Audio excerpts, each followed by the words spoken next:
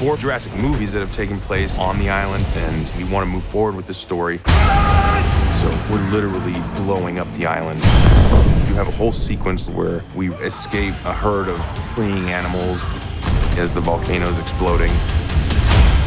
We're running down the hill, and it seems absolutely hopeless. Until they realize that they can get into the gyrosphere. What? Buckle up! The gyrosphere scene was one of the biggest challenges of the movie. Get in! And then the gyrosphere starts spinning.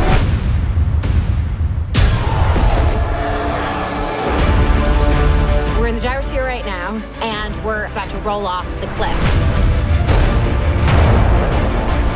That scene has been shot in different continents, in Hawaii and in London, at Pinewood, with so many people involved. We're trying to get a zero-G moment of when the gyrosphere goes over the cliff. And so they built a roller coaster. What the hell? It's so steep. In a roller coaster, there's like a build-up before the big drop. And this is just the worst part of the roller coaster. Yeah, it's just the drop. Oh my God. To take Bryce and Justice and then have them be dropped down. It's the only way that you're going to get that performance on their faces. We had to feel the claustrophobia of what was to be into the gyrosphere as the gyrosphere is sinking. I got to learn how to scuba dive the other day. There's this really huge tank, I think it's 30 feet deep. This is crazy. One thing that I love in all the Jurassic Park films is a sequence of peril that really has nothing to do with dinosaurs. Once they get into that gyrosphere and they're sinking underwater, there's no dinosaur threat. They're just in serious danger. It's a terrifying scene to not only see, but to actually act in, because we actually had to do that.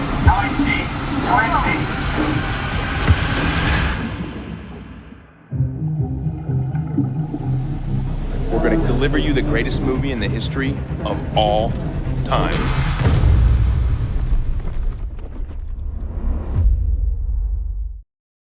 Hey, don't close out, stay with me as I have more sci-fi for you.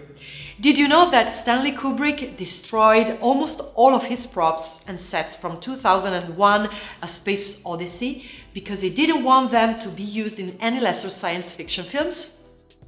The spacesuit costumes in Ridley Scott's Alien were so poorly ventilated that the cast was passing out from CO2 inhalation. And Terminator 2 Judgment Day is the only sequel in the history of Hollywood to date to win an Academy Award when its prequel was not even nominated. For its American release, the first 20 minutes of Trainspotting had to be redubbed to make the Scottish accents more intelligible. Whilst filming The Hunger Games, Jennifer Lawrence accidentally kicked co-star Josh Hutcherson in the head, knocking him out cold and giving him a concussion. Jennifer. Benedict Cumberbatch recorded his screen test for Star Trek Into Darkness at his best friend's kitchen using an iPhone. Bill Murray was originally considered for the role of Han Solo in Star Wars. Independence Day was shot in just 72 days.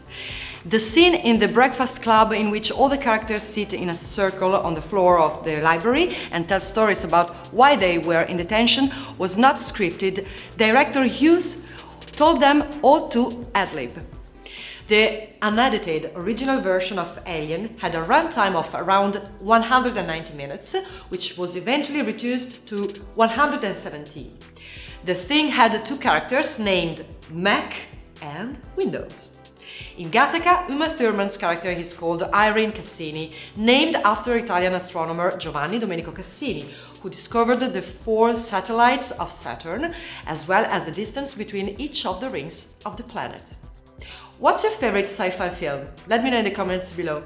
And remember, we publish new videos every day, so be sure to subscribe for more great content. Bye bye!